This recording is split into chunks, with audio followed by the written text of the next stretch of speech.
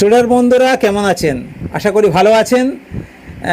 দুদিন bank Nifty এই ধরনের যে জায়গায় যারা অপশান ট্রেডিং করেন তারা দুদিন নানান রকম উপর এবং নিচের জিনিস দেখতে পেয়েছেন।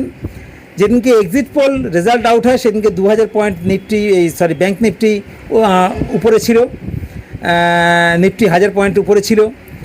আবার যেদিনকে রেজাল্ট বেরোলো এক্সিট পোল পুরোটা মিলল না, সেদিনকে 4000 point bank Nifty Sensex crash করলো, নিফটি প্রায় 1300-1400 পয়েন্ট 1500 পয়েন্ট ক্র্যাশ করলো।